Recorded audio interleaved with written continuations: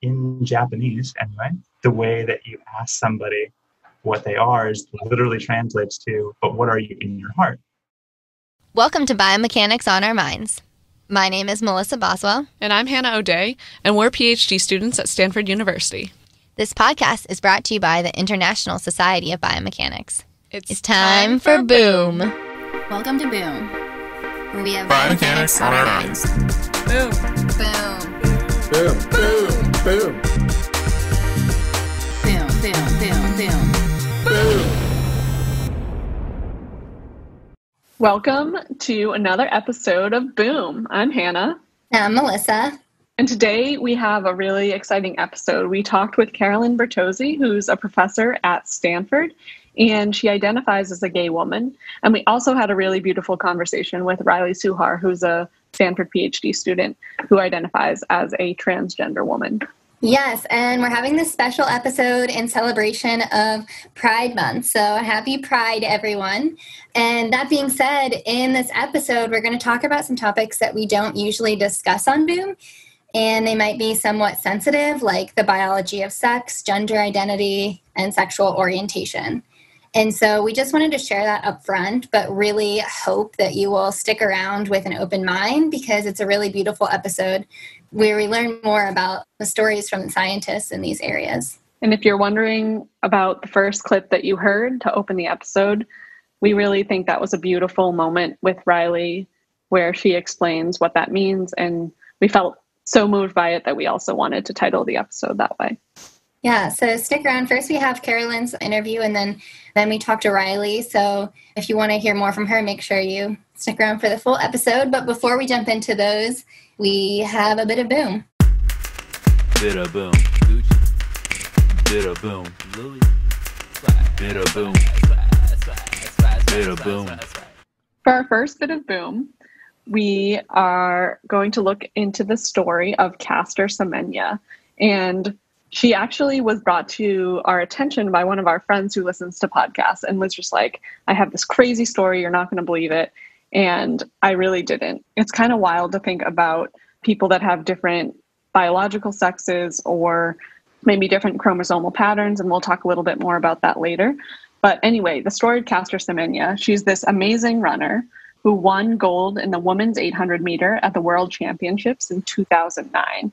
She had the fastest time of the year, and it was 4 seconds faster than her time in the same race just a month earlier, which in track and field, an 800 meter, that's 2 laps on a normal track. That's pretty wild to cut 4 seconds off in 1 month. Yeah, that's crazy. And so especially when it's naturally, already so fast. Yeah. Like my time should probably have it like a lot more than 4 seconds off. But when you're winning medals and in the World Championships, cutting down 4 seconds is insane. Right. It's actually wild. And she actually had made improvements of 25 seconds in her mile time, her 1500 meter event earlier as well. So that's like, she's making these really quick improvements. And so she kind of comes under scrutiny of the IAAF. And she was asked to take this sex verification test to ascertain whether she was actually female. And the sex tests were never published officially, which at the time resulted in some unverified claims that she maybe had some kind of intersex trait that was giving her some advantage, either likely hormonally, right? That would be kind of looking like some kind of doping that was giving her an advantage. But in the end, they let her keep her medal and award, whatever the ruling was. When was that? That was 2009. So fast forward to 2018, where the IAAF, that stands for the International Association of Athletics Federations, announced this new differences of sex development rules that required athletes with specific disorders of sex development and certain hormone levels to take medication in order to lower these hormone levels, specifically testosterone. Mm-hmm. And this was a really narrowly scoped rule. It only applied to athletes competing in the 400 meter, the 800 meter, and the 1500 meter races, which were Semenya's races. And she actually tried to change these rules, but she was unsuccessful. She was, amidst some of these legal battles with this institution, and it actually hindered her kept her back from competing. So she missed some races in 2019. And she was determined after losing this battle and changing the rule, she switched her event to the 200-meter race because it was outside the 400-meter ban. And that was her plan, to run that in the 2020 Olympics. Wow, that's amazing. She's just like, well, I'll just change my my event, and that's incredible. Obviously, the 2020 Olympics have been postponed, but I'll be interested to continue to follow her story and see how she does in the Olympics. And this story reminded me of this TED Radio Hour podcast I listened to recently, and it was on the biology of sex. And one of the guests was Emily Quinn, and she's a 25-year-old animator who works at Cartoon Network. But she's also an intersex advocate, and she herself is intersex. And I would encourage you to look her up if you want to hear more about her story. But I just wanted to mention one thing that really stood out from what she talked about, and that's that there are 7 things that make up someone's biological sex. And I thought this was so interesting because I think it's becoming more common knowledge that gender is a spectrum, but I think it's not as common to talk about sex as being on a spectrum. Like, it's often, people are male or female. And so I think how she frames what makes up biological sex is really just like such an interesting way to look at it. And so the 7 things that she lists are a person's genitals, person's chromosomes, which was interesting because there are a lot more variations of chromosomal patterns than I knew. Not just XX, you're saying, and not just XY. Exactly. There's other ones. Exactly. And actually, we'll talk a little bit about that at the end. So there's a little cliffhanger for you. But also a person's gonads, like ovaries or testicles, and then internal sex organs, hormone production, then the response you have to those hormones, so your hormonal response. Whoa. And then can also differ. So your hormonal response can be different from just what you're producing. Exactly. So just because if you secrete some certain amount of testosterone, 2 people can have the same amount of hormone production but have different responses to those, which is really interesting. Wow. And then the last thing is secondary sex characteristics, which, if I'm remembering correctly, are things like facial hair, kind of in that realm. I think it's just crazy to me to think that we've gone so long thinking that sex is black and white or male and female when there's really so many different things that make up our biological sex. And I think we could talk about this a lot longer, but if you want to learn more, you should definitely listen to the TED Radio Hour podcast on the biology of sex. Honestly, Melissa, when you said, this reminds me of the TED Talk where biological sex, is 7 things. I was like, what? How are there 7? Yeah, it is really interesting and great to learn and be educated about these differences and complexities. Yeah. And so, but there's also, in addition to our biological sex, we have our gender identity and our sexual orientation. So there's so many things that make up who we are as a person. And we're going to touch on a couple of those in this episode. Yeah, we're excited to just hopefully propagate the idea that everyone is important and everyone's identity is important in all of these aspects. And we hope that you'll get that and feel more comfortable talking about some of these different things with us. We're going to start off with our interview with Carolyn Bertozzi.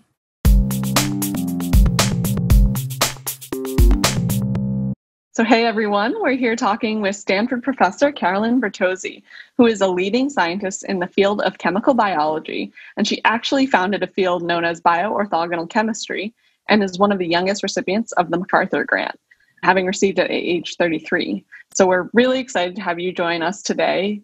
Carolyn, thank you so much for coming on. Thank you for inviting me. I appreciate it. Yeah, and we're really excited. We really love to start with people's roots. And we like to ask this question, when did you know you wanted to be a scientist? I guess, the honest truth is probably sometime in college. I was kind of open to many ideas. And then I sort of started college thinking about being a pre-med, and going to medical school. And so then I had to take a number of science classes just as, the prerequisites that you have to take, right? So I signed up for some math courses and physics and chemistry and biology. And then, kind of unexpectedly, I found that I really had an affinity for organic chemistry. So that was the class that kind of I feel like I don't hear that very often. Yeah. That's usually the deciding factor the other way. I know, that was and in fact, that was fully my expectation. I mean, I didn't think, I thought I would probably not enjoy it, that I would just be, kind of gutting it out like everyone else. So I had very low expectations, I guess, from that class. But in fact, it was just the opposite. And I kind of discovered that, that was like the first class I had ever taken where I felt like I just really wanted more. I just wanted to consume as much as possible. And I stopped going out on weekends because I wanted to stay home and read more of my organic chem book. And I had just read the whole book. Halfway through the class, I'd finished the book, and I was in the library, which is where you found books back then. I was in the library digging around, like were there any other books on organic chemistry? And I, was just reading book after book and doing problems. And it was the first time that I'd had that experience. So that's when, I kind of had this idea that maybe organic chemistry was kind of my destiny. And then I switched my major to be a chemistry major at that point. So, and that was like halfway through college, maybe. Wow. So that was where I kind of, in my mind, I felt like this was going to be my thing. And then that was like my junior year of college. I had switched my major. And then my senior year of college, I decided I wanted to do a Ph.D. in organic chemistry. So that kind of set me on that path. But before then, it was sort of like, anybody's guess. Wow, that's amazing. And such a wonderful story. And I think that's the first time I've ever heard anyone say that organic chemistry was what got them to where they are today. Well, in that positive way. Those of us who end up as professors of chemistry probably a small number. Yeah. But every now and then I have a student in my own class, because now I teach. The class that converted me is now I teach that class, right? And every once in a while you get that. Someone says, I took this class because it was a requirement for the pre-med. Most of the students who take organic chemistry in the United States are pre-meds, right? It's a very small number are actual like chemistry majors. But every once in a while there's somebody who says, this is my thing. Wow. It should be more, I think. Yeah. I feel like it's pretty rewarding when somebody says that after taking your class too. Yeah. My experience with Orgo was, I think that I really liked it a lot, and I loved learning like different mechanisms, but I was awful at memorizing certain reactions and things that were happening. So like that part of the class, I remember just failing a ton. And then once we kind of moved on to more understanding behind that memorization, I was like, oh, okay, this makes more sense. Like, I like this now. Yeah. So yeah, I definitely can relate. So as you know, our podcast is usually geared toward topics in biomechanics, but we were really excited to have you on the podcast to talk about your experience as a person in the LGBTQ plus community and also as a scientist. And we know you've really been a big voice for this, like you've served on different panels talking about these topics and just really been an active voice for this community in the past. Yeah, I'm often invited to be on a panel, to talk about my own experiences. And I would say that that's not all that active because that means that someone else organized an event. They invited me and I said, sure, I should start by thanking all of the groups, both at Stanford and the other universities and institutions I've been affiliated with. I've been very lucky that there have been so many people who were willing to give of their time and energy to organize events, and this podcast included. And then they invite me to come on, and I'm happy to come, and tell my story. I have really benefited from lots of other people's actions. Yeah, well, we really appreciate you offering to share your story, because I think like the topic of what it means to be LGBTQ plus in science is starting to become more widely talked about. But historically, those two identities have kind of been seen more as exclusive. And so I'm kind of curious about how that has played a part in your life where both of those identities are who you make up who you are as a person, but maybe how those two have kind of influenced each other. It's interesting. It's a really interesting question. And it's a hard one to answer because, I only have my own frame of reference. I've never done the control experiment, right? Where what would my life in science be like if I were straight? I have no idea. So it's hard to know how one thing influences the other, right? When you don't have a randomized controlled trial, everyone is now familiar with that concept. Just hindsight. I think, when you're a gay person, you probably share some experiences with other gay people that straight people don't experience, right? No matter what your job is. And I think one common experience I hear about from people is, feeling like an outsider.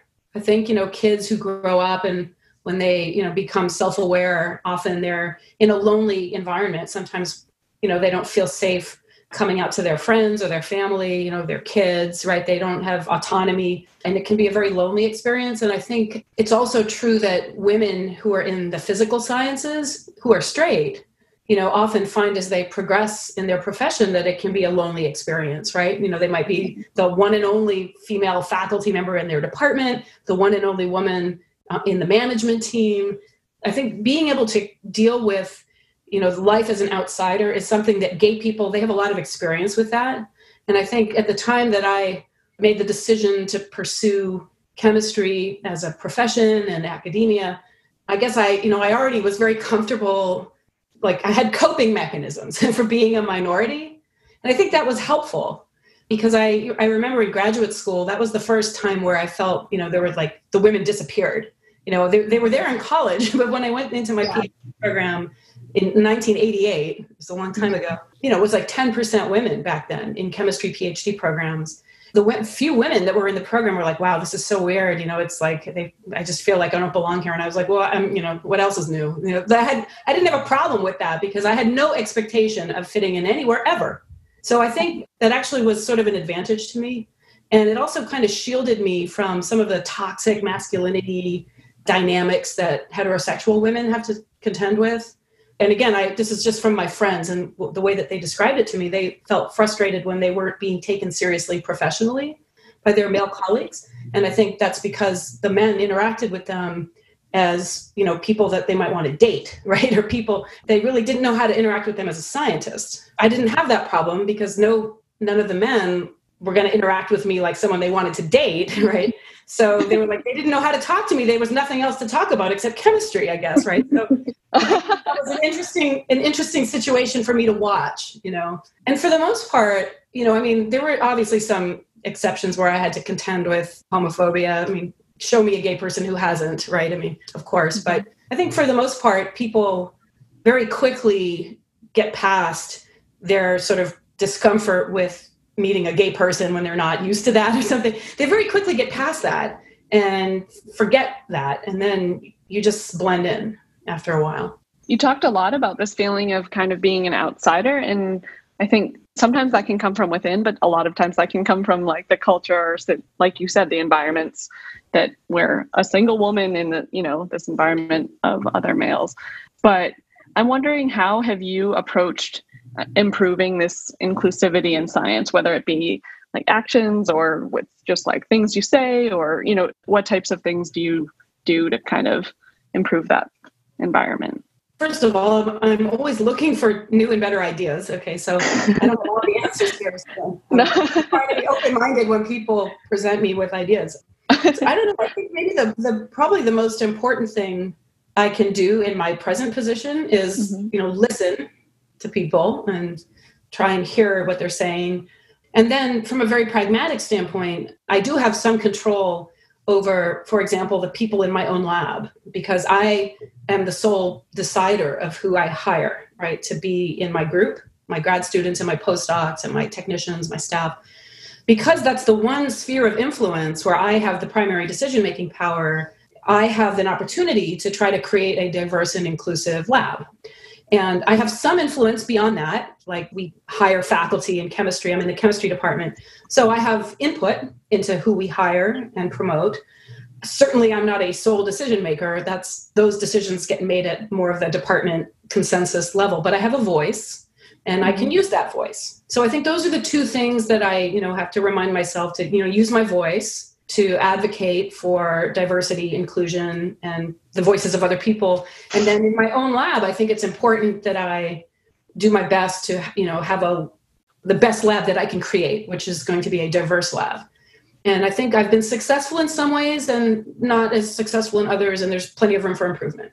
Yeah, I think those are some great examples of even when we feel like we're not doing something that's like some worldwide movement, just like what we're doing in our daily lives and how we're interacting with people who look up to us is really important. And you also talked about some like coping mechanisms that you picked up. And I'm wondering like what advice you would give to like students or people who are feeling like having some of those similar feelings of being an outsider, and what kind of strategies you use to help you get through those. Well, I think it's really helpful to build a network. And one thing I've also come to learn is that relationships are very important in science. Obviously, it's very much a team type of endeavor, and it's the relationships of your immediate coworkers, but also you need a network of relationships within your field, with different agencies, with private industry sometimes, depending on your work. And I think the more you can invest in relationship building, the less isolated you feel, no matter what is the source of your isolation, right? That can be helpful. When I was in graduate school, I also had a network of gay, like grad student friends. And like one or two of them were from the chemistry department, but there were many from other departments. And we met through, there was like a graduate student organization, right? And Stanford has OSTEM. There's a couple of, sort of self-run student level queer groups at Stanford. And I would encourage younger people, trainees, students or postdocs who were feeling isolated in their own local environment to try to, become part of a bigger environment. It's interesting. Once you leave studenthood, it becomes harder and harder to build those sort of friendship networks. Yeah. People are busy, a lot of people have families that consume all of their free time, and there's less time for sort of just making new friends and socializing. So I think, when people progress in their careers, it's actually quite easy to become more and more isolated when you don't have the sort of natural student relationships that you have, when you're in grad school. So then it's harder. But, also the older you get, the less you need it in a way, because you've built your own family-oriented network or your neighborhood-oriented network. And also, the older you get, the more you just stop caring about stuff. I think helpful. Things that seem very important and difficult to manage when you're in your 20s, I can tell you in your 50s, you just don't give a crap anymore. It doesn't bother you anymore. It's so interesting how that happens. Like, I just wonder, I guess it's just like having more experiences and just realizing that the things you thought were really going to impact you or bring you down, like haven't, or you've been able to get stronger through that. And maybe that's one of the reasons why, as you get older, you stop feeling like it's going to be such a challenge for you. Yeah. And you also just have more power. I mean, right? You have more autonomy, you have more accomplishments. So you're less subject to, toxic power structures. You have more control of your destiny, right, than you do when, you right now as students, you guys are grad students. Yeah. And, you feel, you feel like you have no control over your destiny, right? Yeah, You're that's beholden to your professor, right? You're sort of beholden to your professor to help you finish a Ph.D., get your thesis done, signed and approved, and then to write letters for you to support you as you then go look for the next job, and you have no idea what that job will be. Right. I know that feeling, right? Someone says, where are you going to be 5 years from now? You have no idea. And you might have a dream plan, but there's no guarantee. And, fast forward yourselves 30 years from now, you'll have been settled in professions. You'll have had moved around a couple of different jobs probably by then. You'll have a lot more autonomy and control over your destiny. And so other things don't matter as much. Yeah, that's a really good point. Thank you for that advice. And we were talking before, you've been really active and about, talking to students. And I also have heard from students that have attended your talks that you have done really amazing things, like tried to get or have gotten like equal benefits for domestic partnerships before gay marriages were legal. And I also know that you were involved and were in the area of Berkeley during the AIDS epidemic and had some really deep and interesting stories from that. And I would love to hear, I don't know if we have time to talk about both of those, but if you'd be willing to share maybe a story from either of those, that would be great. Well, the 80s, I was in college from 84 to 88. And that was sort of when the AIDS crisis just swelled. The virus had been identified, but there were no treatments really. And it was a death sentence. And it was fast and it was gruesome. awful.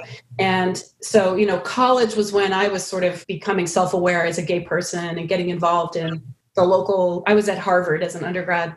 So we had a gay student organization there, and AIDS was just popping up in Boston. It had already rampant in New York City and in San Francisco. So by the time I moved out to Berkeley, and that was in 1988, ACT UP had been formed, Queer Nation had been formed, and these were AIDS activist organizations. ACT UP was launched by Larry Kramer, who just passed away this week. He was a legend in gay activism. He died, he was 84 years old, and he has been living with AIDS since the 1980s. And, at the time when all this was happening, it was, being a gay person and being out as a gay person and vocal for your rights as a human being and a gay person. It was like a life and death situation. That was like in the air back then.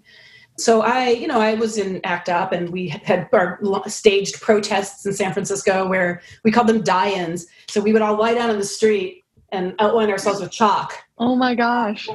And block traffic up and down Market Street and on Van Ness, in front of City Hall. Wow. And one of my very best friends from grad school, he was also a chemistry Ph.D. student. He had a partner who was also a Berkeley graduate student in a different program.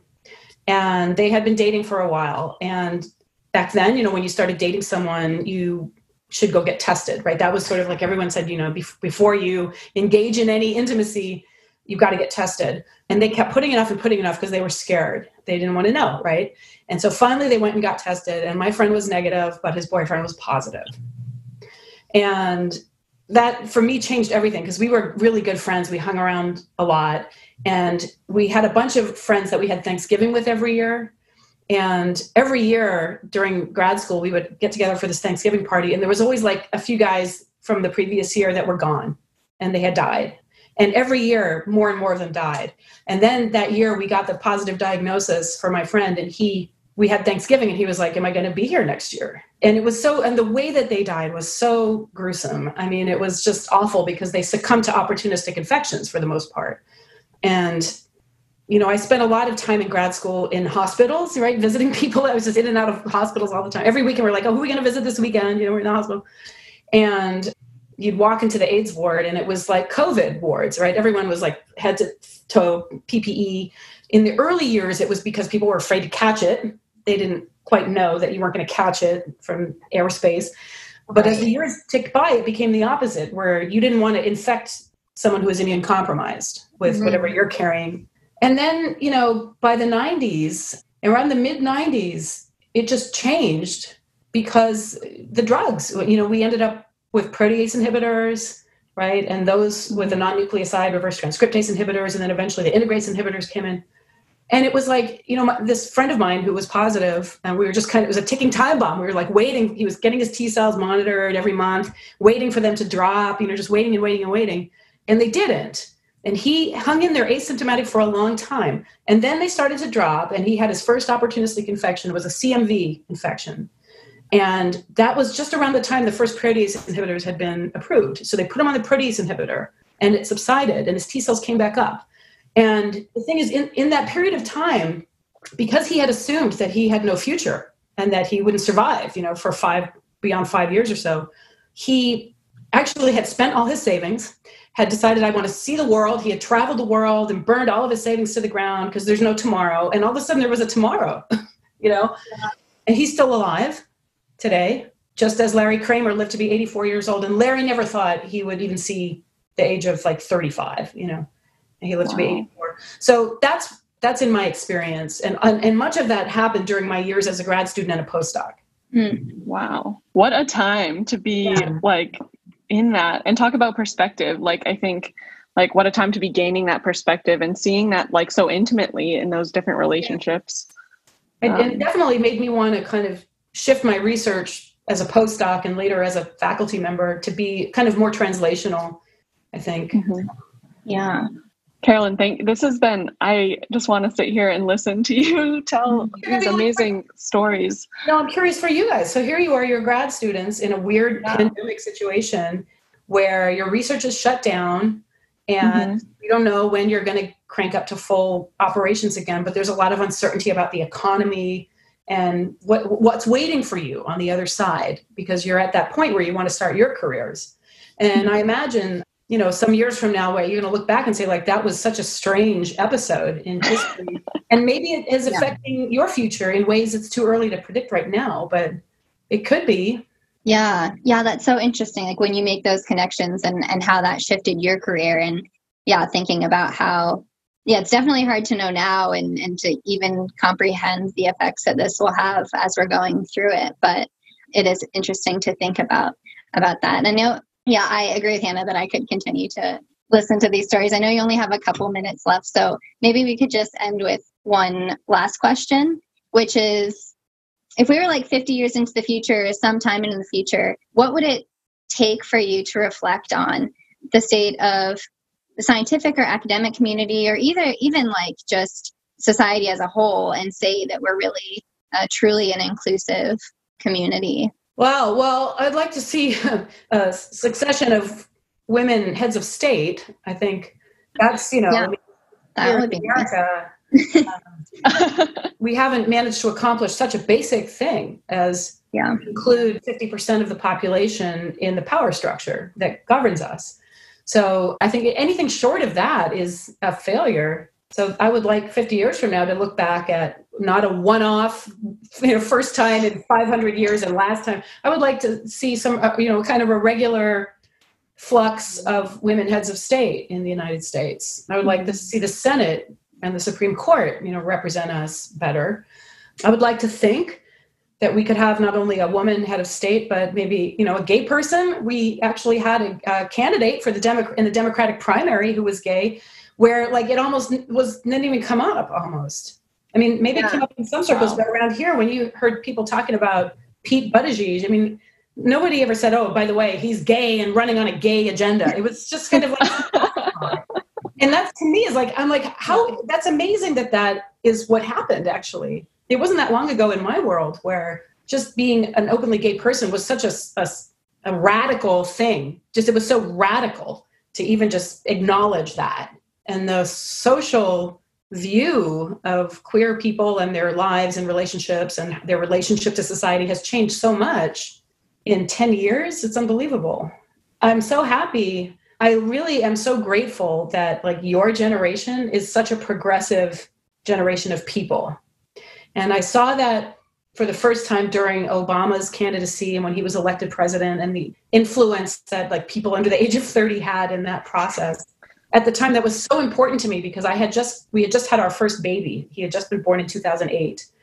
And in September 2008, he was born. 2 months later, we elected Obama.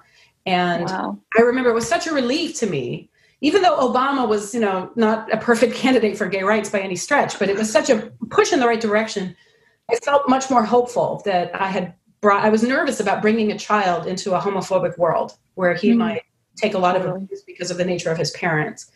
And I was like, what is in store for him? I don't know, And I felt so much better when I saw how people reacted to Barack Obama. And then when we finally had the Supreme Court decision that enabled national same-sex marriage rights, that was another moment where I felt such a sense of relief that now I have 3 little boys and I want them to be in a world that will accept their family. And I feel like that could happen. So that's important for me. So thank you. Bless you, young people of the world. Well, thank you for being our, role model and someone we can look up to and feel like we're able to do that. Yeah. Sure. And for coming on this and inspiring a lot of other people who are listening, I think, and might be feeling some of these feelings of outsiderness or whatever they might be feeling, and being able to relate to someone like you and all that you've done. Well, tell them, feel free to reach out to me anytime. I'm easy to find, right? Yeah. What is the best way to do that? Email or email? Okay, great. Sure. We'll share your email with our listeners. Thanks, Carolyn. All right. Bye. Wow, that was just such an amazing conversation, and so great to hear like all of that coming from the perspective of, a Stanford professor, a MacArthur genius, someone that's so accomplished, but also so down to earth, and really cool to hear her stories. And now it's really exciting to hear stories and experiences from a fellow student. Yeah, I'm just I couldn't be more excited to share Riley's story. And I think it's particularly important to share stories like this because of the current culture around transgender people or gender nonconforming populations. And there was a really interesting study by Teresa Evans and her colleagues called Evidence for a Mental Health Crisis in Graduate Education. And this is a publication that's in Nature Biotechnology from 2018. And they actually found that transgender or gender nonconforming populations face an increased risk of depression and anxiety. And well, that's just overall. But then they looked in the graduate trainee population in particular and found that their results were similar in that both transgender and gender nonconforming and female graduate students are significantly more likely to experience anxiety and depression than male graduate students. And they give us some wild.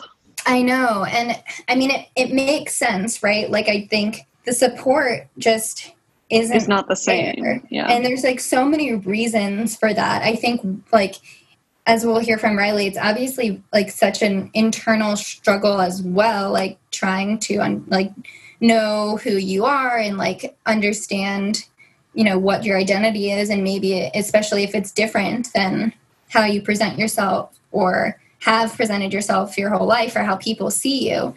And yeah, and I think also we just don't talk about it very often. Like, it's just not the norm yet. And I really hope that it's getting there.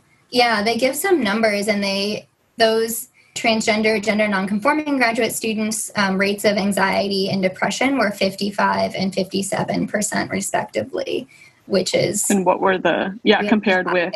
But compared with non-gender minority counterparts, 43% and 41% in females and 34 and 35% in males, which like is still high. Like, I think we know though, I mean, there have been studies that have said anxiety and depression in graduate students are high, but then just having the additional challenges that come with, you know, having an identity that's not the norm, seems like it's just further increases those rates of depression and anxiety. And I think it's like, it's sad, but it's just like shows that how much we still need to be changing and trying to be more open and inclusive with our conversations, and also with advocating for certain resources for all people, because this is like the hard data, right? Of like, people are suffering and it's not equal suffering for all. Yeah. And I think you're right. I think it's like being able to expand the resources for graduate students, and also, you know, possibly like training faculty to just like better know how to approach these situations and really just promote an inclusive environment where people feel safe. And I think hopefully with this next interview with Riley, you'll be really inspired by, you know, how brave she is in her stories, but also get that perspective of what a student is going through. And I think this is so valuable for students who are going through something similar to this, but also for, you know, people that aren't and want some insight on what they might be going through and how we can be advocates for people and support each other. Totally. The way she's just so open and genuine, it just, I think that itself, right, is just an open door for others to be able to reciprocate that. Yeah, absolutely. All right. Well, we could keep going on about how much we love it. Why don't we just jump into it? Enjoy.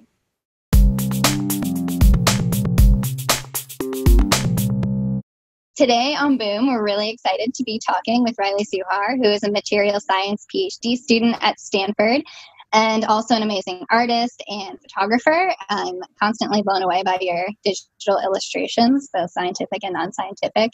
And also I'm hearing an avid gamer and is talking with us with all this fancy microphone. A little too insecure about it, actually. Yeah. Well, it's really, I have two friends that are literally stated audiophiles. And so they will just go off sometimes about like all the quality of stuff. And I start feeling really self-conscious. I'm like, maybe I can have something as well. They're super into it though. Well, you sound hook us up. But I also know you through my roommate because you're lab mates in Sarah Halshorn's lab, Biomaterials lab. And so I know from our barbecues that you're also a great cook. So lots of amazing things about you. And I was looking up kind of the overview of your research, and I saw a description of it, which is elastin-like polypeptide-based nerve guides for the treatment of peripheral nerve injury. Yes. And I don't know what that means, but I was hoping that before we start, you could just like give us a lay term or definition of what you work on. Yeah, it's actually it's really thematically appropriate because that exact project that's based off is the manuscript I'm writing right now. So I was like working on it right before I came. Yeah, no, it's pretty exciting. Basically, in my whole lab, my general role is actually I'm just the animal person. So I do all the animal surgery, I do all the behavioral studies, all that kind of stuff for our lab. But something like the first project that I ever got on, and one that I'm super interested in, is working with the regeneration of peripheral nerves. So there's spinal cords and brain tissue, and people are familiar with these, and generally they don't have a lot of possibility to regenerate when they get damaged, but the peripheral nerve system can. And so one of the common ways that people try to regenerate a peripheral nerve when it gets damaged is they input what is called a conduit inside of that area, where they take the two ends of the nerve and they'll actually microsuture them in and try to get nerves to regenerate across that gap. Interesting. Yeah, and so there's been a whole bunch of research in trying to come up with new materials in that space that can try and replace what is commonly used now, which is a nerve autograft, which is where you take tissue from somewhere else in your body and use to repair one damage. But you can imagine there's limitations with that, where if you do that, you hurt yourself. And there's also sometimes if you're an older patient, for example, or the nerve damage is really extensive, you may not have viable tissue that can replace it. So Sarah's lab in particular is always focused on the development of synthetic materials that do all number of biomechanical and biochemical function to try to get cells to do different things. And so what I use some of those synthetic materials as a filler material for hollow conduits, and then I microsuture those into the site of an injury that I make inside of an animal. And then I try to track how that leads to functional recovery, sensory recovery, synapse formation at neuromuscular junctions, just things to check how viable our materials are at supporting regeneration. So that's basically the whole broad field of it. And there's little tiny projects that I do inside of that, like making new proteins and stuff as well. And there's optimization projects, like how do you make that material the best it can be for something like nerve regeneration. But broadly defined, it's really about engineering those new materials for nerve regeneration.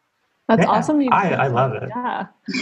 Yeah. That's awesome. You get to do the full gamut of things, right? You're going right from sort of the de novo material into the animal and being able to track how it's and it's really exciting too, because what's kind of fun is, just like you said, being able to go from start to finish. So the main material that I use was one that somebody had already made, but I've developed whole variants, libraries of those different versions of that material that I use for other in vitro cell assays and other projects.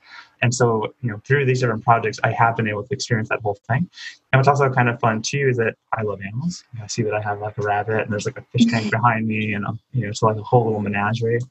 And so being able to work with animals in particular is a huge, it's a real privilege and an honor to do that. I love working with them. And I've been able to teach a bunch of undergraduates how to do animal handling as well. And so it's just really exciting to see a new student come into the field and be able to also get to experience all that's available there, because that sense of excitement but being overwhelmed at the same time, I think is hard to find sometimes when you're in a really niche subject. And so there's just, it's exciting all around, I think, just to be able to take place in so many things in any one day. And so, That's awesome. When did you know that you wanted to be a scientist? So that's kind of interesting. It took me years and years to figure that out. I did not intend to go to college when I was in high school. I actually ended up only going to college because my dad made me. I was going to enlist in the military originally, and my father yelled at me and got really upset with me and said the only way that I could do that is if I did it as an officer. So I used that as an incentive to do that. But then when I started doing officer training for the Marine Corps, he got still mad at me because he said that the military was no good. And so for the first 3 years that I was an undergraduate, I was planning to be a Marine. I did officer candidate school. I went to Quantico, Virginia, and to train military training for a number of years in preparation for that. Wow. And I was actually trying to get in line so that I could become an officer when I left, graduate, undergraduate. But what ended up happening is right after I finished officer candidate school, I had an opportunity to go abroad and study Japanese. So I did that for a year in a university in Tokyo. And while I was there and kind of got removed away from everything, it gave me a chance to kind of gain a new perspective on what I wanted to do. And this kind of realization that there was some intrinsic effort to make life challenging, and that somehow the idea of being challenged and not particularly happy was a symbol of me doing well. But when I got pulled out of that system for once and got to kind of really look at it, I realized that the path that I was on, while fine for many people, was not the one I wanted. And at that point, right when I came back, I actually immediately called the recruiting office and told them that I was done, that I didn't want to continue anymore. Fortunately, the track that I had taken was one that there wasn't an obligation of service because I wasn't receiving any kind of funding for it, and went right down to the only lab that would actually take me, which was a shape memory alloy lab in the material science department, and spent 2 years working on memory alloys with a graduate student. And when I was doing that, it was really exciting because I knew literally nothing. The person I worked with was actually a very great teacher. He's one of the people I play with every day still. So like almost 6 years later, he's became one of my best friends. That's awesome. And I think spending time with him and being able to step back really kind of showed me that I would miss the challenge of education and being able to learn new things and some of the freedom that comes with exploring those things. And after all of that combined, at the end of undergraduate, and only then did I actually apply to graduate school. So I didn't really know. Actually, I was making many efforts to not become a scientist. It just ended up being that by the end of all those things, it ended up being the only thing I could do. But I'm grateful for having been able to explore all those different paths, because I think I only learned by trial by fire. And so for me, I think it worked out great. I'm very happy with where I am. And that comes from a place of having failed all of those things before. And so at least I got to try them and see, which is really, really nice. Yeah. So sorry for the long response. I feel like that's a huge theme that we like to talk about on this podcast, is that feeling of it. It's hard to call it a failure sometimes, right? It's just trying something and not liking or being different. But yeah, and how it really leads to some of the most significant growth and learnings that we undergo in our lives. Yeah, absolutely. And I also definitely agree. I don't think there's anything like wasted knowledge. Like a whole bunch of people say that if you're not going to use it, then you shouldn't. They try to optimize it all the time, saying that you should only be doing the things you're going to use. But I find that you don't really know what the things you're going to use are until you try a bunch of things to kind of narrow them down. And so, no, I absolutely agree. I think that it's not a failure, just like you said. It's very much just you're learning many things along the way. And some of the things that you may learn are just things that you don't want to use or won't use or can't use. But it's still very beneficial. You talked about this feeling of knowing this wasn't right, and then making kind of the decision to transition or pivot out of this kind of track that you were on and pretty confident about earlier. And then you were jumping into a completely new space where you had no idea what was going on and were just learning. So can you talk about kind of what you were feeling during those periods and how you felt maybe confident enough to stay in that? I think if I'm thinking about myself being in that kind of situation, I would be panicking and freaking out about what I want and things like that. So kind of talk about your experience there. Yeah, I can definitely try. I think everyone's going to come from some kind of different standpoint or background that they start with. And I grew up into a household and an environment that was really, really challenging. Family was just very hard. It's sometimes difficult to go into exactly what that can mean. But the result of that is that I kind of trained myself and grew up in this way to think that I had to absolutely not be what I wanted to be, but be the best, no matter what that took. And in the pursuit of doing that, I found that I was always very, very angry because I was spending so much time pushing myself to compete with people around me. I felt that I had to not just be good at something, not just get A's in classes and things like that, but ensure that there was no question that I was the best. And if that didn't happen, I failed. And so to do that, I tried to do as many things as humanly possible, even if I didn't want to do them. It had nothing to do with what I personally wanted. It only had to do with the objective goal that if you can't do everything more than everyone, you have failed. Wow. So it seems not even just being the best at everything, but doing as many things as possible. Exactly. And that's how I was trained in my home. Yeah. And so the process to doing that, eventually, if you do that long enough, you stop thinking about how you feel about things. And you stop thinking about what you have to do it in terms of how hostile you are towards people around you. You stop viewing time as anything other than just a resource to be spent on things that will get you somewhere else. And doing that made me a very hostile person in general.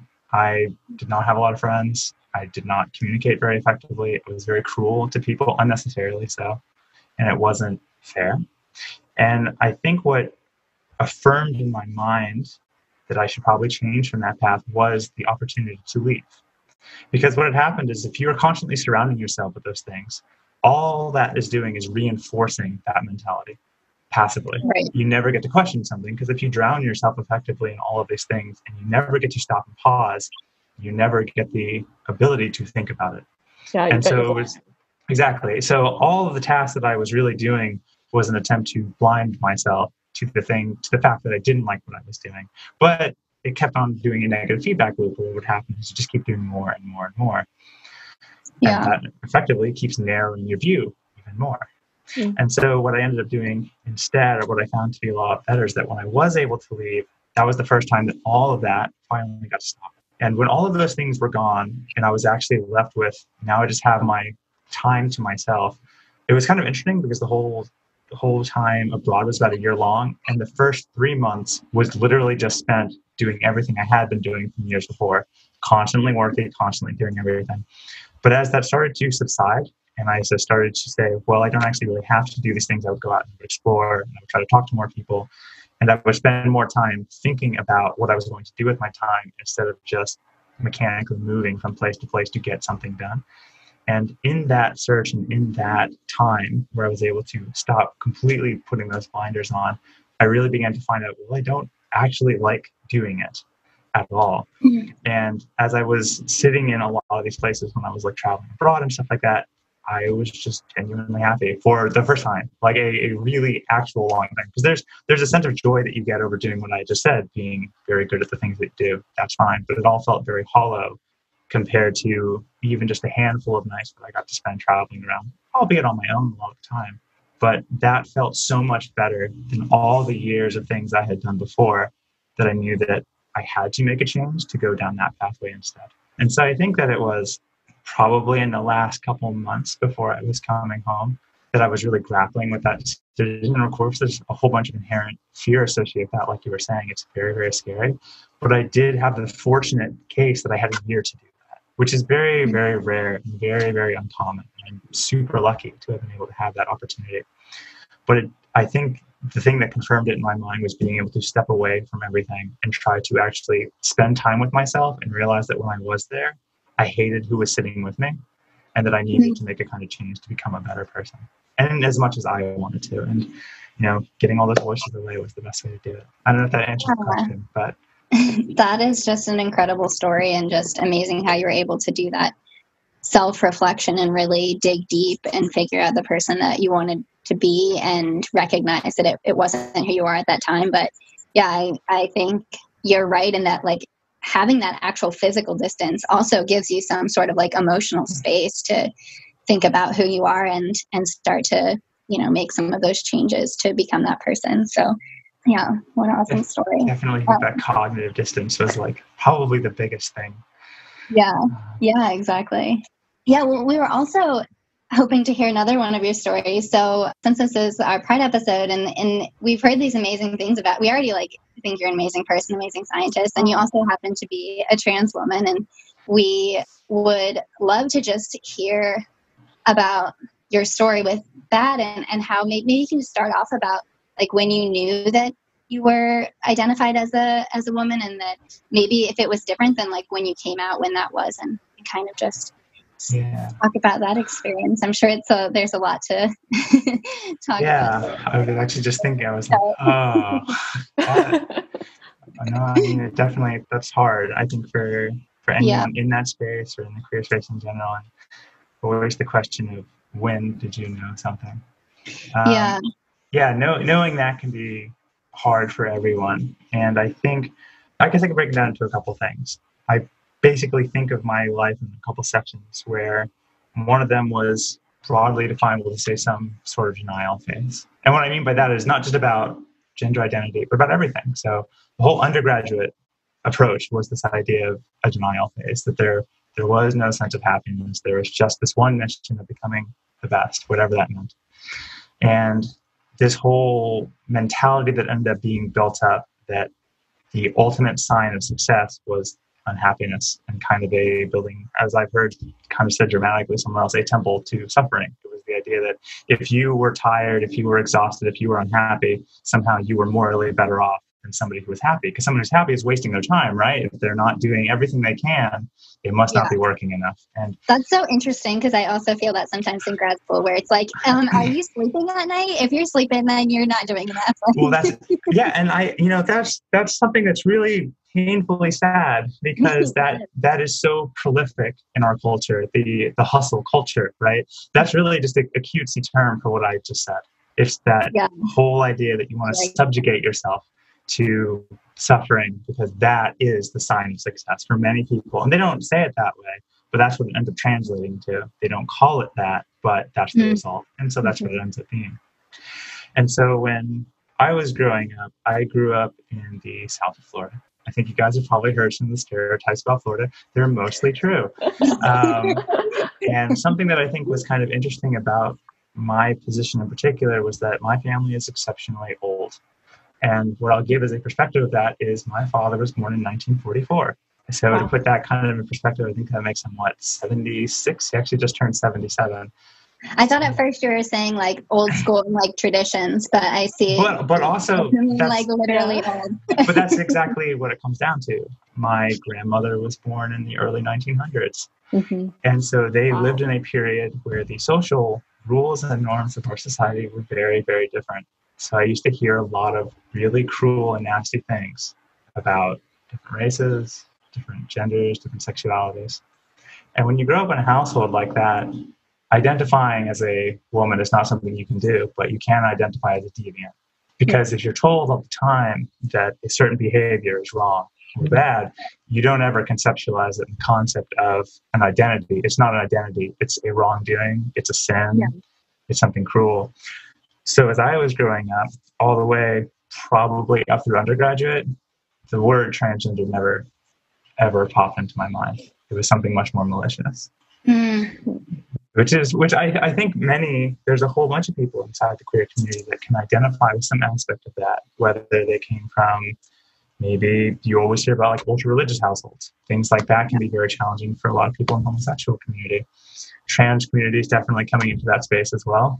But there's all manners of society that, for whatever reason or another, that I ultimately think come down to a hatred of change, dislike people like us. And the result of that is you end up going thinking that you're wrong. And if you continually reinforce that, coupled with this idea that you should ignore the things that make you happy, well, it becomes very easy to ignore those things as well, and to continue putting off thinking about what you are, and instead think about, well, it doesn't matter what it is or why, but if it's painful, it must be right. So suppression becomes the name of the game. It kind of just like takes away the opportunity for you to go deeper into that and like explore that. It just really kind of cuts it off in a really sad place. And like it's a black and white thing, like it's, which means Yeah. And so for a number of years, I never paid any thought to it or tried to ignore any drive, any ambition, any, we'll say research, for lack of a more fun term, research into what those feelings could possibly mean were just ignored as part of the general doctrine of the day. I think something that like really reaffirmed or really like started to bring to light, and this is going to be like a common theme, is that when I had gone through a lot of that military training, I distinctly remember one day after they had shaved all of our hair off, that I stopped in front of the mirror and just began to like really cry a lot, which is unfortunate. That's not a great place to be, especially in the middle of a barracks, but it's what happens. It's just like a small thing, but it's kind of a physical manifestation that even in the most stringent environment, the sensation that something that is happening to you or that you are doing is inherently against the nature of what you would prefer to do. Some way of expressing yourself is being shut down. And that's not to say that that's the way you express yourself as being female. That's not my point. But that for me, a way of trying to present myself to the world is being taken from me, and I was allowing it. And even in a place of ultimate suppression, well, it still comes through. Yeah, it almost feels like it was like so overwhelming that it was like manifesting physically in some way. Yeah. And so I think in that same time period where I was trying to reevaluate the kind of person that I wanted to be, I knew that I wanted to identify the source of whatever those feelings were. Like, why do I have I don't know the right word for it, unfortunately, but some kind of cognitive dissonance between the way that I present myself in the way that people receive me. And I could see it if I like thought about my life a lot when I was growing up. It showed up a lot too, in that I hated being seen by people in general. I can remember all throughout middle school, I used to wear like really long sleeve shirts, long sleeve pants, anything to cover my skin. Mm. And it's this constant idea of a problem with visibility, that when somebody observes you, there's almost this collapsing of the state, right? You become something certain to that person. And so I would avoid everybody, because if nobody knows me and nobody can speak to me or see me, well, there can be no conclusion made. And so I spent so many years avoiding people. My own hindsight, looking back, I think trying to avoid fulfilling some role that I didn't want to be in. After I had come back finally from abroad and decided to try and test those sorts of feelings, I still spent a number of years never really being able to use the word trans. That thought just never really came into my mind. Yeah. But what did end up happening is I was very, very fortunate to live with a high school roommate of mine who was extremely progressive. And she challenged a lot of my very narcissistic and cruel tendencies that was mean to people around me and also mean to myself. And she got me thinking about, maybe the things that you say aren't particularly fair. Maybe the things that you're talking about yourself aren't particularly right to you. Maybe you should explore your feelings more instead of trying to be angry. And she would always challenge my friend Emily. She was, absolutely fantastic. No, she was. And she put up with so much crap from me over the years, and she still stuck with that. And I don't know if I've ever actually told her thank you, and I really should now that I think about it. But she definitely got me thinking about it. And I remember probably 2 years or so when I was doing that research, when I came back to school, I spent a lot of time thinking about just looking up what trans people were, or what is it like if you are born a man and you hate being called a man. What does that actually mean? And that's when I started to find things about transgender people. And for the longest time, I was never going to do anything about it. I had never actually planned to. It was more just a casual interest. So any kind of like transitioning, social or medical, was never an idea on my radar. But something that did happen a bit unexpectedly was that on another research trip abroad, I actually ended up meeting who is now my current girlfriend. And my current girlfriend is sweet and wonderful and great and amazing and extremely supportive. And one thing that she was trying to do when we first dated was that she was so supportive and so helpful. She thought I was actually just really nervous that I wasn't very confident at being a guy. So she tried to help me be a better guy by saying, "Oh, you're such a guy," all the time. Wow. Yeah. And I remember one night she said that to me, and I did the same thing that I mentioned previously, like in that camp. I just started crying, and we had a huge discussion actually one night where I was just like, "Look, here's a really candid conversation. I have no idea what these words are. I want to be a woman." And like, I didn't know what that was. Sorry, I'm kind of weird. Yeah. It's kind of strange saying this out loud, but I didn't really have a context for what that was called or why it was that way. I knew that it was being triggered by her referring to me as a guy. It was being triggered by her calling me he and him. It was so upsetting to me that it was making me really upset. And I think after I spoke to her about it, I had made a pact that I was going to, in this, whatever my next stage of life was, be it graduate school or otherwise, I was going to go see a therapist, because in my research, that was the best thing I found to do, was that you should go talk to somebody. And in my also research, I was like, safest place for trans people, San Francisco. And so I established that when we were applying for graduate school, I had one reach school, which was Stanford. And I made a pact that if I go into Stanford, the first thing I'm going to do is try to find someone who can help me figure this out, someone professional. I'm here. So I'm very, very lucky that fortunately happened. And literally a week after I came here, I immediately called Beta, fulfilling that promise. Wow. To find someone to talk to. And your mileage may vary with them, but they were great for me. I had a wonderful opportunity to speak with a gender therapist over about the course of a year and a half, where all we did, it was only like once a month, very small stuff, but I got to really speak with somebody back and forth about stuff I was feeling, coming out to different parts of my family, coming out to my girlfriend, other different friends, stuff like that, how comfortable I was with that pacing, and just giving me things to think about. And I think after about a year and a half, I made one other promise to myself. Was like, okay, I think this is real. I feel like I'm not lying to myself. I've thought about this forever. And after speaking with her and doing a lot of introspection and talking with a bunch of my friends, I was like, in as many ways as I can find proof that these are real feelings and not just something else, I had confirmed that and said that if I passed my qualifying exam, I would start transitioning. And I passed my qualifying exam. So it was very, very, which awesome. Yeah. Which awesome. Well, no, but that's, and I think that when you ask like what the journey was like, that stepwise, what you're saying is exactly what it was. It was extremely slow. I'm still that mentality of being afraid of making a mistake is a very common theme. It's all about tiny steps, incremental steps, always making sure that what I'm doing is correct and right and just, for me anyway. Mm-hmm. And so, it went from very, very tiny micro steps to just the very nature of being okay with questioning to, I think it was actually only about a year ago that I started using the term trans to refer to myself. And for the first couple years here, the first 2 years, I was transitioning. And there's this really funny thing that's going to come up. I didn't tell anyone. I was actually on hormones for a really long time before I told people in my lab what that was about. And then our professor was getting ready to move to Georgia. Yeah. And that was bringing me back to the deep south. So then I told her, I was like, well, I have a bit of a problem if we go back. And she's like, what? And I cried in her office. So there's that theme, which is not particularly great. And I had a great back-to-back and heart-to-heart with Sarah over this. And she sent me all number of articles about how supportive Georgia Tech was towards trans people. I love what you're doing. But I'm in San Francisco for a reason. Don't make me go. Yeah. It's like, we cannot compare. Yeah, I see what you're doing. I love you for it. Thank you so much for helping. She was really great. And then I had one final chance to take a step away again, where I got to do an internship at the Cardiovascular Institute in Osaka, in Japan. And when I was in Osaka, Japan, I met this really, really, really sweet bisexual girl named Saya. I don't remember what her last name is. I call her Saya-chan. But she and I spoke back and forth a lot, and she told me about her life as being bi in Japan, which is markedly, surprisingly comparable in terms of how rough it is here. I think a lot of people think about that, but she got, fortunately, abused a lot as a kid for it. But what was really sweet about her is that she came up to me, and just out of the middle of nowhere, and just flat out Japanese, just asked me, I'm sorry, I have a question. Are you a boy or a girl? And I was like, oh, let me tell you. And so we had this dialogue back and forth. And so we got super close to each other. And she told me, she's like, yeah, from looking at you, I could kind of tell.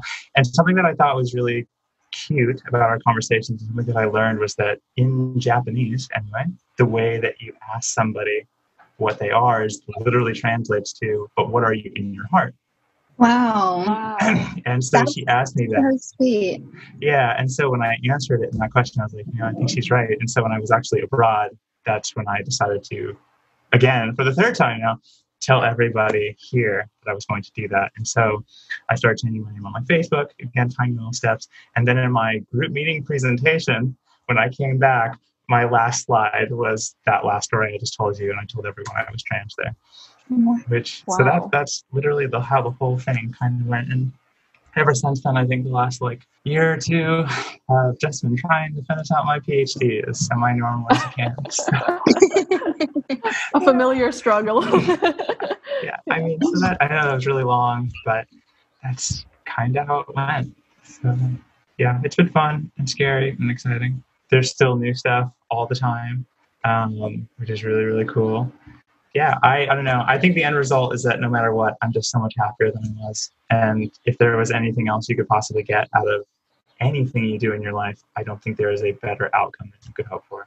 So we'll see how it goes. I'm planning for the future and kind of looking ahead at what else I want to do in terms of not just professional life, but social life and transitioning further and things like that. So it never really ends, I don't think.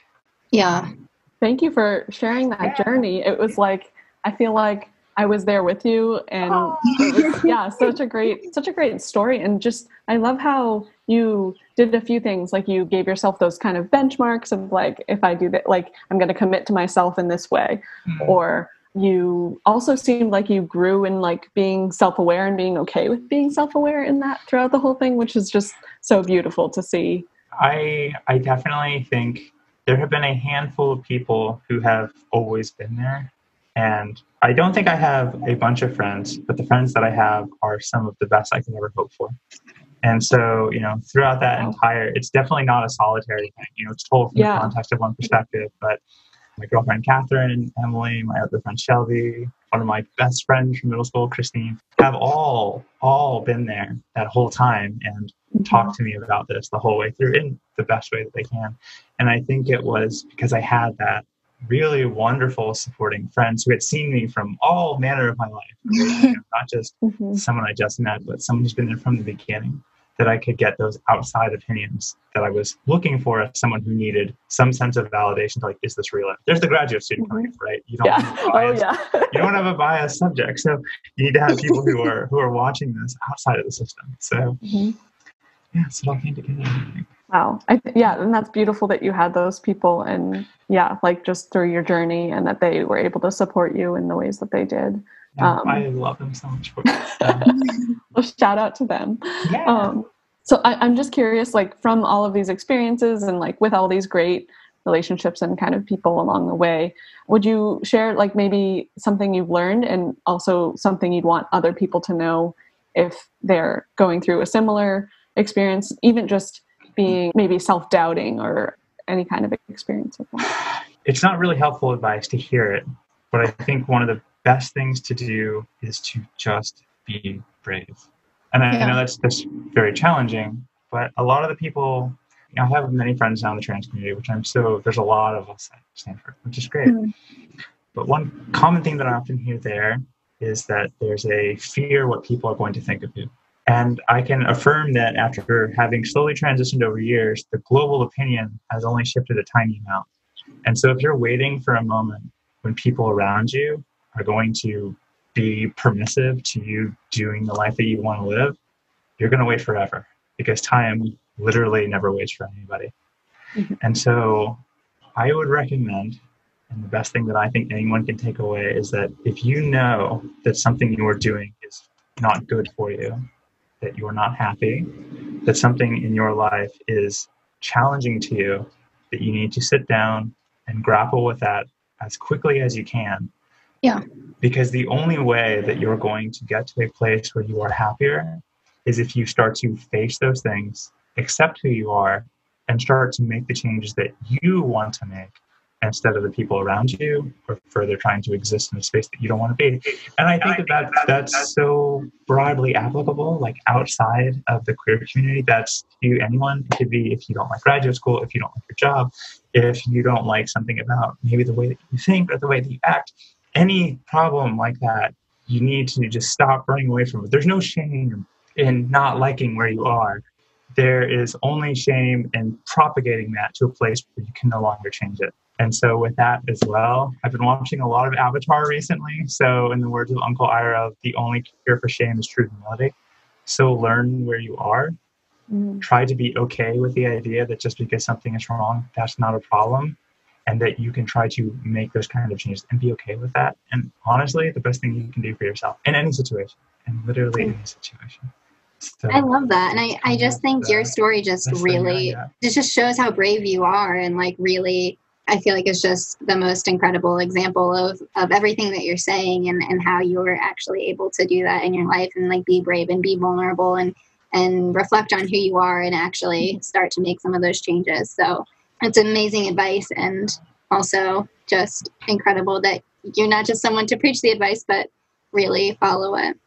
I'm curious, I guess maybe one kind of final question is, we've heard kind of your path as a scientist, and we've also heard this story of how you became to, know that you identify as a woman and transition into that. And I was wondering how those maybe have influenced each other at all, if they have. Oh, so like path in the sciences and how coming to terms with like transitioning or like gender identity have like helped each other. I mean, they're both definitely related thematically speaking. So the idea of like, what did I enjoy about school actually? So there's this whole notion of, you're trained that you should use school as a utility. You should use knowledge as some kind of like tool to get yourself somewhere. That's how I was taught to think. And when you approach it that way, it's very unsatisfactory personally. It doesn't make you feel particularly great. Nothing really has a lot of fulfillment associated with it, because you're just making emotions that don't really matter.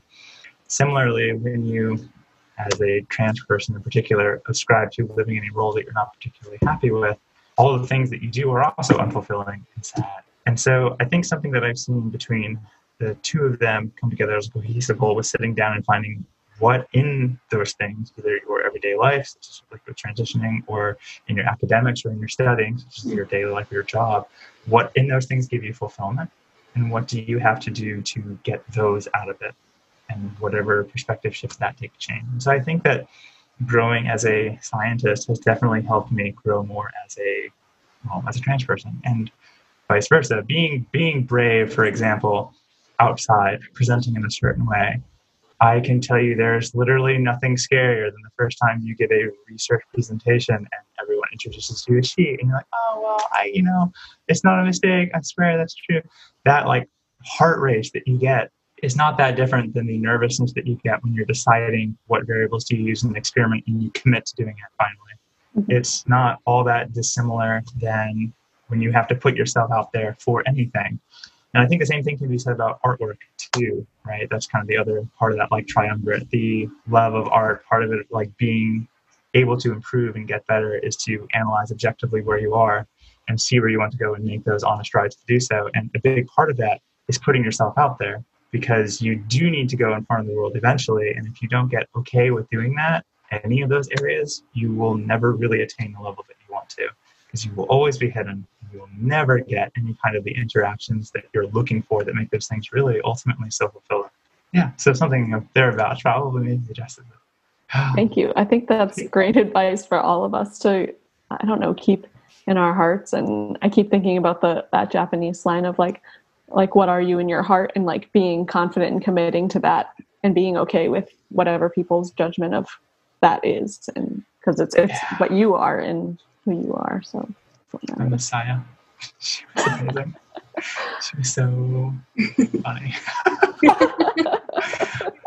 sounds great. Yeah, she is great. She's very, very fun. Thank you so much for sharing. If you guys have anything else, I'd be glad to continue talking about it. Yeah, I think I appreciate you guys for letting me on here with you. My audio is delayed, so I keep cutting you off. I was just gonna say, it's okay. This is Zoom life, right? This is the new normal. Yeah. So true. Yeah, well, thank you both for having me here as well. I really appreciate you guys like making space. I just also wanted to thank you for sharing your story with us and for letting us share it with other people, because I think sometimes these conversations can be really difficult, and you make it really easy to talk about these difficult conversations, and I think that will really help other people have some of these challenging conversations and think about how people can be more authentic to who they are and just be kinder, and how we can help each other through tough times too. There's just so many amazing things that came through those stories. And so I really appreciate you and you sharing this. I'm really grateful for you two for making space. That's always really sweet, and being so thoughtful in your questions. I really just appreciate generally the kind of mission of what your talks are about. I think being able to try and not inform or necessarily teach, that's not the goal, but to show people different ways of life so that they can make those decisions is a beautiful and very honorable goal that you two, I think, have set up with what you're doing. So thank you very much for letting me assist with that as well.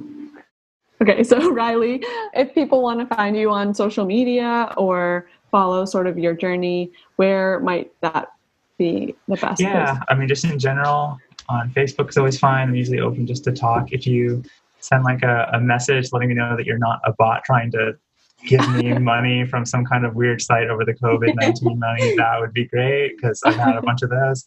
Alternatively, if you just really like art in general, Instagram, or pretty much anywhere, Instagram, Twitter, and I think DeviantArt as well. I use the same name. It's Riley Will Rain, but like rain is in raindrops. And so that's where I host a lot of my artwork, both scientific and personal. So if that's kind of what your shtick is, then you're more than welcome to go there and see what that's about. And if you love art, either practicing or just talking about, I'd love to hear from you. So that would be great. Yeah, awesome. That's about it. Thank you. Yeah, so thank you guys. Well, we just want to give an extra thanks to Riley and also Carolyn for sharing their stories. We hope that you learned from them and just enjoyed them, and they really hit you as deep as they hit us, because I think, we all have so much to learn from them, and they're just two really inspiring people and advocates. And now we're going to continue the episode as we normally do with a research fail, but this time with a little twist on with the topics that we've been discussing today. Research fails. Yes, it does. So, okay, this is also from the TED Radio podcast on the biology of sex. If you want to sponsor maybe you us, actually just, don't need to listen to that episode because we are covering it here. But I just found these topics these stories so fascinating, and we're including this one in research fails because it's a really interesting but also terrible story about how research can go wrong. So in the 1960s and 70s, research scientists conducted surveys in mental institutions, max security hospitals, and in prisons around the world. And they're looking for, we talked earlier about how there are actually different patterns in chromosomes than XY or XX. And so they're looking for an abnormality in tall, aggressive men that they thought they could link to violent crime. They were thinking they could link this with the chromosomal abnormality, which is XYY syndrome. And so they thought that would explain the aggression. Yes. Having that extra Y chromosome would maybe lead to more testosterone production and just lead to more aggression. And so the scientists actually did find high percentages of XYY men in those institutions. And this led to this sensationalized idea of super male to describe mass murderers and violent criminals who allegedly had this genetic defect. Wow. But what they super male. Yeah. Super male. Super male. XYY is your super male. Super male. Yeah. Super bad male though. This is a negative thing. Yes. Yeah, exactly. Being super male means you're super aggressive and violent, I guess. Wow. But it led to really extreme things punishing men for having this chromosome pattern, even if they didn't do anything, and in some cases which is really horrible, but actually aborting children that they found out that they had this chromosomal pattern. And this was a huge fail because they didn't report that they also found high percentages of XXY chromosomal patterns. So what? Yeah. So it wasn't the extra Y necessarily that's causing this aggressive behavior. Yes, exactly. And later they found out that in some of the studies, the percentages of the violent crimes committed by the XYY men were actually less than the number of violent crimes committed by control groups of men outside of prison. So this ended up being this myth of being a super male with an extra Y chromosome. But it just lives on to be just a really interesting but also terrible story of just not reporting findings accurately because you want them to be interesting, but then having a huge impact on people's lives. Yeah. And talking about seeing what you want to see sometimes, I think, being so married to some theory or some idea that you have about a scientific result and then being sort of blind to anything that might go against that and really look how it can hurt. It's not just that you're wrong, but you're also really hurting a huge population of people. And yeah, it's bad news bears. Yeah, absolutely. But I think this is also just telling about how far we've come in terms of trying to understand the components of what makes up people's biological sex, what makes up our gender identities and our sexual orientations, and how these just kind of all come together to make us a whole person. I hope from this episode, we just kind of shed light on some of these topics, but I really hope that it'll help people kind of continue to have an open mind around these and be really accepting of all people. I really think ignorance is not an excuse anymore for just if you don't understand something, then, it's not an excuse to not be inclusive and just try to educate. Educate yourself, learn about these things, talk to people, learn from their experiences, and just, continue to grow as a person. And I really feel so grateful that we were able to do an episode like this, talk to people that were willing to come and share their experiences so deeply with us, because I think that's the only way, like you're saying, that we can go forward and learn. Yeah, absolutely. And we would love to just continue to have these conversations. We'd love to talk to you about your story. And so if there's anything you'd like to share with us about something you've learned from this episode, or if you have any other ideas of ways we can make our communities more inclusive, like, we would also love to hear those. So feel free to reach out to us. We'd love to hear from you.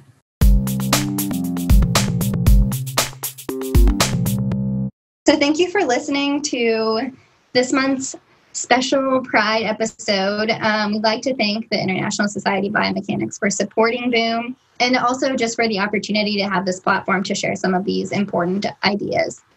We also like to thank Peter Washington for the amazing music and sounds that you've heard throughout the episode and just making it so much more fun.